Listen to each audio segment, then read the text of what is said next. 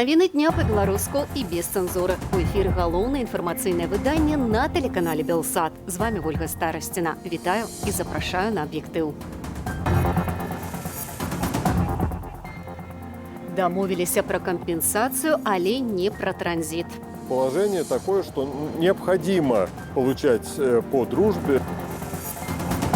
Ці абміне эпідэмія грыпу Беларусь? Сейчас погода такая, что не болеют. Цирк без жывёлінаў?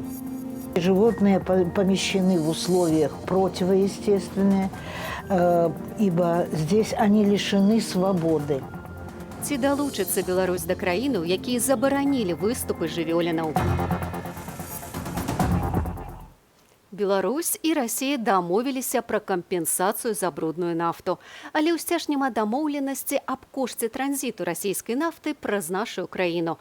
Расійскія медыі паведамляюць, што бакі фактычна прыпынілі перамовы на гэты конт. Калі ж скончыцца чорная паласа ў перамовах пра чорнае золата, высвятляла Юлія Цельпук. Апошні год стрэсавы для беларускіх НПЗ. Праз уліванне бруднай сыравіны ў нафтаправод «Дружба» стаяла вытворчасць, экспорт і транзит. Это основа нашей экономики. И от того, будут работать эти предприятия или нет, зависит в будущем жизнь многих белорусов. Сёння на 9-м месяцы пасля інцыдэнту дамовіліся з Масквою даслоўна аб падыходах і методыцы кампенсацыі стратаў. Без падрабязнасцяў паведаміў беларускі бок. Аднак дагэтуль няма сёлетняга кантракту на нафту і коштаў на транзит. Москва і Мінск, якія да гэтага часу не ўзгаднілі памер тарыфу на транзит нафты па нафтаправодзе «Дружба» праз Беларусь, прыпынілі перамовы. Паведамілі некалькі краін «Камерсант», знаёмыя за сітуацыяй. Калі да канца месяца не дамовяцца, ад 1 лютага тарыф на транзит павысіцца аўтаматычна на прагнозны памер каля 7%. Мінск патрабуе павысіць стаўку больш чым на 16%, у якіх, уласна, улічыў таксама страты ад леташняга забруджання. Альтернативы, в общем-то, даже подорожавшей российской нефти, на которую, собственно, ссылаются наши представители власти, я думаю, нет. Она всегда будет более дешевой за счет, так сказать, и плеча транспортного, и, как говорится, ее качество. Оно не самое высокое, как известно. Летась розніца коштаў на расійскую нафту сусветная і для Беларусі складала $92. Сёлета за кошт падатковага манеўру Крамля для нашай краіны чорнае золата мае здаражэць на 20%. Беларусь спрабуе збіць цану на $10 за тонну пры закупе 18 мільёнаў тонн. Інакш Я буду искать альтернативу. А ее все равно надо искать. У апошнія дні мінулага года, застаўшыся без кантракту на наступны, кіраўнік Беларусі нагадваў пра магчымасць перакрыць транзит «Дружбаю». Если рынок в 25 миллионов тонн нефти и в 22 миллиарда кубов газа российский рынок уйдет куда-то, вы на меня не обижайтесь. Па тэрыторыі Расіі «Дружба» ідзе адным шляхам. У Бранску нафтаправод разгаліноўваецца на два, пракладзеныя праз паўночную і паўднёвую частку тэрыторыі Беларусі. Далей транзіту в аб'ёме 60 мільёнаў тоннаў. Ідзе ва Ўкраіну, Венгрыю, Польшчу, Нямецчыну, Славакію і Чэхію. Расія ў адказ на спыненне транзіту можа закруціць вентыль і перанакіраваць частку аб'ёмаў з «Дружбы» ў свае парты, разважаюць у Маскве. Гэта, аднак, непрымальна для краінаў-атрымальніц нафты. Когда были первые предложения перекрыть транзит через белорусскую территорию, то мы позвонили сразу в германское посольство, спросили, как они к этому относятся, чтобы в Ростоке переделать экспорт нефти на импорт нефти. Нам сказали, что крайне отрицательно к этому относятся, потому что положение такое, что необходимо получать по дружбе. Сёння ў поўным аб'ёме ўзнавілася транзітнае перапампоўванне нафты ў Польшчу. Некалькі дзён транзіт быў абмежаваны напалову праз рамонт трубаправоду на адцінку Мазыр-Берасце. Работы распачаліся пасля спынення паставак расійскай нафты на беларускія прадпрыемствы. Юлія Цельпук, Белсат. Крокам насустрач Расіі назвалі аналітыкі зробленыя сёння Лукашэнкам кадравыя перастаноўкі. Новым міністрам абароны прызначаны 48-гадовы генерал-майор Віктор Хрэнін. Цяпер ужо былы міністр Андрэй Раўкоў зойме пасаду дзяржаўнага сакратара Савету бяспекі замест Станіслава Зася, які стаў генсекам арганізацыі дамовы аб калектыўнай бяспецы. Мы люди военные, время непростое, не значит, что завтра война. И нам с кем-то придется воевать, ни в коем случае. Но Военная организация не терпит неопределенность. Міністр оборони Віктор Хренін нарадзіўся ў Наваградку, вучыўся ў Расіі, скончыў уссурыйскую сувораўскую вучэльню і омскую вышэйшую агульнавайсковую камандную вучэльню. У 2005-м выпусціўся з Ваеннай акадэміі Беларусі. Александр Лукашенко прызначыў і новага начальніка генеральнага штабу ўзброеных сілаў. Ім стаў нарадзенец расійскай Казані Александр Вальфович, які атрымаў ваенную адукацыю ў Маскве і Беларусі. Затрымалі актывіста маладога фронту Піліпа Шаўрова паводле справы расфарбаваных рук помніку Александру Пушкіну ў сталічным сквере. Пра гэта паведаміў лідар моладзевай арганізацыі Дзяніс Урбанович. Паводле Урбановича Шаўрова затрымалі напярэдадні ў кватэры ў Менску, правёўшы ператрус. Маладзёна вінавацяць у нанясенні палітычных графіці і пашкоджанні помніка расійскаму класіку. Распачалі справу паводле артыкулу крымінальнага кодексу хуліганства. Таксама пра затрыманне паведаміла прэс-служба МУС. Гаворка вядзецца пра 25-гадовага Мінчука, які нібыта сам прыйшоў у міліцыю і прызнаўся ў здзейсненым. Самое ж здарэнне мела месца яшчэ 17 студзеня. Піліп Шаўроў вядомы як удзельнік курапацкай варты каля рэстарану «Паедзем-паедзім». Раней праваахоўнікі затрымлівалі яго за абарону народнага мемарыялу. Паводле сустаршыні БХД Паўла Северынца, яшчэ студэнтам Шаўроў спрабаваў разбіць бетонны помнік Леніну на вуліцы Караткевіча ў Мінску, ды нібыта атрымаў за гэта умоўнае пакаранне. 40 асобаў на лаве падсудных. Менскі гарадскі суд агучыў першы прысуд у гэтак званай макавай справе. Сёння вынеслі рашэнне ў дачыненні 17 чалавек. 5 з іх вызвалілі ў зале суда. Астатнія атрымалі тэрміны ад 5 да 14 гадоў. З падрабязнасцямі гучнай справы Наста Каханович. Прысуд Менскага гарадскога суда сёння агучылі ў будынку суда Маскоўскага раёну. Акрамя наркатычнага артыкулу 328, многіх падсудных вінавацілі яшчэ ў стварэнні і ўдзеле ў злачыннай арганізацыі. Аднак падчас паседжанняў дачыненні да некалькіх чалавек гэтага так і не даказалі. Не даказалі паводле ўсіх выстаўленых артыкулаў і віны двух падсудных Лагодзіча і Яўменчыка. Іх апраўдалі. Вызвалілі і яшчэ 3 падсудных, бо пракурор адмовілася ад абвінавачвання. Астатніх 12 чалавек суддзя Дмітрый Цыкал адправіў у калоніі агульнага, строгага і ўзмоцненага рэжыму. Различные сроки от 5 до 14 лет лишения свободы. В то же время сторона обвинения запрашивала наказание в виде лишения свободы на срок от 11 до 18 лет. У макавай справе праходзіць 41 чалавек. Іх вінавацяць у распаўсюдзе наркотыкаў, якія атрымліваюцца з насення і саломы маку. Гаворка ідзе пра пастаўкі ў Беларусь 14 тонаў макавай сумесі. Двух ключавых фігурантаў справы Ігора Сабалеўскага і Віталя Вакарава суд прыгаварыў да 14 гадоў пазбаўлення волі. Александру Таболіну, якому выставілі абвінавачванне, калі ён ужо быў за кратамі паводле наркатычнага артыкулу 328, прысудзілі 10 гадоў пазбаўлення волі ў калоніі строгага рэжыму. Я не признаю, что третий у меня приговор. И везде низкие человек дал показания, пошел домой. Не было у меня ничего, вообще у меня не изъято ничего. Ни копейки денег не изъято, никаких денег. Паводле сястры падсуднага, абвінавачванне супраць ейнага брата будуецца толькі на паказаннях сведкі. Он никогда в жизни не был задержан ни с чем этим. Просто сказал какой-то человек, что вот он знает, что он там когда-то знал этого вот человека. Основном Вакарева, все. Только лишь поэтому. Марына Таболіна і сваякі шмат якіх падсудных ужо заявілі, што будуць абскарджваць рашэнне суда. На гэта ў іх ёсць 10 дзён. Прысуду ў макавай справе чакаюць яшчэ 24 чалавекі. Наста Каханович, Белсад. Працягваем выданне аб'ектыву з іншымі тэмамі. Усерасійскае галасаванне аб зменах Канстытуцыі імаверна пройдзе 12 красавіка, паведамляюць медыа суседняй краіны. А тым часам сацыёлагі правяраюць настроі расейцаў. Гэта амаль 2/3 жыхароў Расіі лічаць, што ў краіне ёсць людзі, асуджаныя за палітычныя погляды. Такія вынікі дало апытанне Левада-цэнтру. 63% апытаных станоўча адказалі на пытанне, ці ёсць цяпер у Расіі палітвязні. Гэта самы высокі паказнік з 2004 2024 года. Паводле дырэктару Левада-цэнтру Льва Гудкова, рэзкі рост станоўчых адказаў – гэта вынік справы Івана Галунова і летніх пратэстаў. Калі апытаных папрасілі згадаць прозвішчы канкрэтных палітвязняў, то ў першую чаргу называлі кіраўніка ЮКАСу Михаила Ходорковскага і украінскага рэжысёра Олега Сянцова.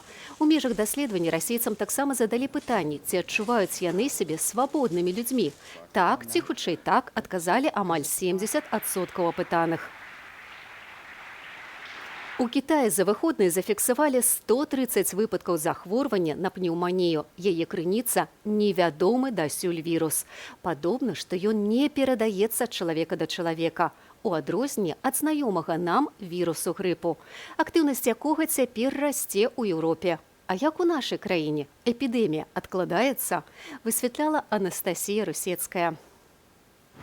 Вірус грыпу пры тэмпературы каля нуля захоўваецца цэлы месяц. Аднак у гэтай сталічнай сям'і падступнай зімовай хваробы не баяцца. Мама-медык паклапацілася пра здароўе, зрабіла прышчэпку нават маленькай дачушцы. Прышчэпку дачцэ зрабілі гэтай восенню.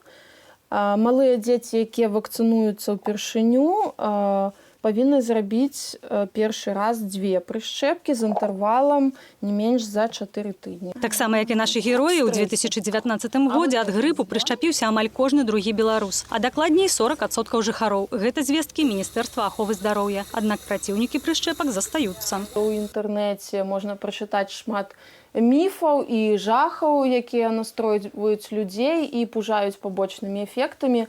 Але доказаў шкоды, якую маглі б несці прышчэпкі, няма. У параўнанні з мінулым годам сёлета на пачатку студзеня беларусы хварэлі на вострыя рэспіратарныя інфекцыі амаль на 50% меней. Пашкадавала нас надвор'е, кажа медык Уладзімір Пруднікаў. Аднак разнявольвацца не варта. Эпідэмія грыпу яшчэ можа заявіць пра сябе. Можа змяніцца надвор'е, наступіць рэзкія пахаладанні і потым адлігі.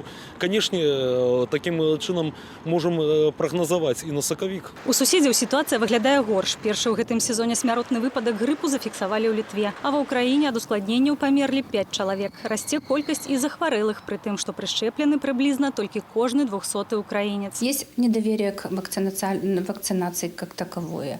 Есть недоверие к тому материалу, которым прививаются. Считают, что, что там грипп. Тым часам грып – гэта тыдзень мучэнняў, якія ні з чым немагчыма пераблытаць. Баліць усё цела і часам немагчыма нават думаць. Пачынаецца галаўны боль. Пачынаецца некая ламата у суставах, у касцях, у цягліцах і, канешне, падвышэнне тэмпературы. Займацца самалікаваннем медыкі не раяць, бо чалавек не заўсёды ўсведамляе, наколькі сур'ёзна захварэў, і таму можа няправільна выбраць лекі. Калі беларусы звяртаюцца па дапамогу да лекараў, мы спыталі жыхароў Віцебску. Кашель можно малиной вылечить чем-нибудь. Мы на пенсии, нам не надо по врачам ходить, еще больше заболеешь. Не люблю по докторам, я лучше сам. Конечно, к доктору. Конечно, к доктору. Доктора же у нас на высшем уровне. Как Бог даст, так будет. Сама лечусь. Медыкі ж не стамляюцца паўтараць. Захварэлі на грып, неадкладна звяртайцеся да лекара, бо хвароба сама сабою не пройдзе, а ускладненні могуць развіцца маланкава. Одно из очень быстрых, неконтролируемых осложнений – это пневмония, к сожалению, иногда вызывающая летальные исходы со своей молниеносности, неконтролируемости, даже несмотря на то, что есть именно противогриппозные препараты. Пры гэтым адмыслоўцы дадаюць, перахварыць на грып можна і без дапамогі медыкаментаў, калі імунітэт моцны. Акрамя традыцыйнай штогадовай прышчэпкі, каб захаваць здароўе, медыкі раяць выконваць простыя правілы. Часцей мыць рукі, чхаць у аднаразовыя насовачкі, піць вітаміны, апранацца адпаведна з надвор'ем, каб не было ні горача, ні халодна, высыпацца і часцей бываць на адкрытым паветры. Анастасія Русецкая, Белсат. Маленькім жыхарам бараўляну, што пад Менскам, у школу даводзіцца хадзіць па дарозе, дзе няма ходніку. А калі дарога заканчваецца, трэба ісці праз няасветлены лесапарк. Што можна было б зрабіць? Пабудаваць школу бліжэй, зрабіць належную дарогу? Але ці збіраюцца ўвогуле нешта рабіць мясцовыя ўлады? Пра цёмны шлях даведаў Алена Дубовік.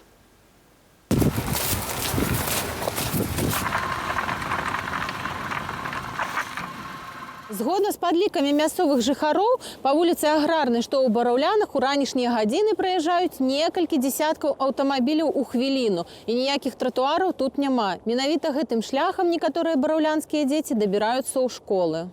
Немагчыма дабрацца без перашкодаў нават у нядаўна пабудаваную школу нумар 3. З аднаго боку тут поўная бездараж, з другога лесапарк. Вікторыя з дачкою, першакласніцай Софіяй, кожную раніцу спрабуюць даехаць у школу на аўтобусе. 2 рейса с утра в 7:09 и в 7:34. Других рейсов нету. Але, бывае, аўтобус прыязджае не ў час, ці ён перапоўнены. Тады Софія едзе ў школу маршруткаю, а далей ідзе праз лесапарк. Ребенок вынужден идти по бездорожью, по обочине, где нету ни оборудованной зоны, ни фонарей. А дальше вход в лес, там, где грязь, бродячие собаки, которые могут иногда достаточно агрессивно нападать на детей, на взрослых. Праз лесапарк 2-3 разы на тыдзень Софія вяртаецца дадому пасля факультатываў. Аўтобусаў у гэты час проста няма. Мне не нравится по этому лесу ходить. Я боюсь. Тут бывают собаки дикие и еще всякие дикие животные. Няма у дзяўчынкі і бліжэйшай школы. Паводле нарматываў, агулам у Бараўлянах сёння не хапае 2 школаў і 7 дзіцячых садкоў. У нас проблема в Бараўлянах в том, что далеко не все ходят в школы рядом с домом, и очень часто приходится преодолевать километры, и километры довольно опасные, эти километры. Где-то по бездорожью, где-то без тротуаров, но вдоль оживленной, заасфальтированной дороги, где-то через лес, где-то промзонами. У сельсавеце Бараўлянаў нам паведамілі, што за дарогі адказвае прадпрыемства Менгаррам Аўтадар. І сельсавет уже накіраваў ім хадайніцтва добраўпарадкаваць некаторыя дарогі. 10 студзеня гэтае хадайніцтва сышло. Будзем глядзець, што яны ўключаць у рамонт на гэты год. Мы знайшлі справаздачу Менгаррам Аўтадару за мінулы год. Згодна з ёю, на рамонт бараўлянскіх дарог выдаткавалі больш за 1,5 мільёна рублёў. З іх на бараўляны прыпала траціна, на лескаўку 27%. Якія дарогі будуць уладкоўваць у гэтым годзе і колькі сродкаў на гэта выдаткаюць, пакуль невядома. Алена Дубовік, Белсат. Для адных радасць наведаць цырк, для іншых боль, бо за кожным выступам жывёлінаў стаяць гады жорсткай дрэсіроўкі. Чатырохногія не могуць сказаць, што яны пра тое думаюць, але зрабіць гэта могуць людзі. Больш за 10 000 беларусаў падпісаліся пад петыцыяй аб забароне выкарыстання жывёлінаў у цырках. Сёння прыйшоў адказ на петыцыю з Міністэрства прыроды. Ксенія Тарасевіч. Бізнес на крыві. Такую назву атрымала петыцыя аб забароне выкарыстання жывёлінаў у цырку. Пад зваротам падпісаліся больш за 10 000 асобаў. Цяпер на яго прыйшоў адказ Міністэрства прыроды. Паводле ведомства, пытанне адносінаў да жывёлінах у культурніцкіх мерапрыемствах не ў кампетэнцыі Міністэрства прыроды і мусіць быць перанакіраваны да Міністэрства жыллёва-камунальнай гаспадаркі або дэпутатаў парламенту. Данный ответ никак не повлияет на ситуацию с животными в цирках, потому что мы видим явное перекладывание ответственности с Минприроды, которая, в общем-то, ответственна за диких животных. В любом случае, даже в отсутствии отдельного законодательства по животным. Афіцыйны каментар у беларускім дзяржаўным цырку нам паабяцалі даць толькі праз 2 дні. Адмовіліся з намі размаўляць і ў 3 менскіх кантактавых зоапарках. Атрымаць аператыўны каментар у Міністэрстве прыроды таксама не ўдалося. Што думаюць наконт выкарыстання жывёлінах у цырках мінчукі? Цирк есть цирк. И дети, наверное, нуждаются в этом. Хотя бы в цирке увидеть животных. Считаю, что это нормально. А как что делать? Надо что смотреть детям. Какие-то там, например, и разрешения, и все прочее. Не вижу плохого, там ничего не вижу. Правду это или неправду показывают по телевизору, как их дрессируют, бьют и голодом морят, то я действительно против. У Беларусі няма адмысловага заканадаўства о правах жывёлінаў, але існуюць нормы, прынятыя міжнароднай супольнасцю. Паводле іх у жывёлінаў ёсць права на жыццё, натуральныя ўмовы існавання ў асяродку, ажыццяўленне натуральных патрэбаў. В цирке животные помещены в условиях противоестественные, ибо здесь они лишены свободы. Свободы передвижения, свободы выбора любой другой свободы. Цяпер выкарыстанне жывёлінаў у цырку забароненае ў 45 краінах свету. Сярод апошніх Украіна, якая ўвяла гэткую забарону ў восень 2019 года. Ксенія Тарасевіч, Белсат. Цёплае і вільготнае надвор'е з тэмпературою на 5-8 градусаў вышэй за кліматычную норму абяцаюць сіноптыкі на гэтым тыдні. Дакладныя тэмпературныя паказнікі дня заўтрашняга пабачым праз імгненне на нашай мапе. У мяне ж на гэтым уся інфармацыя. Развітваюся да заўтра. Усяго вам самага добрага. Беражыце сябе.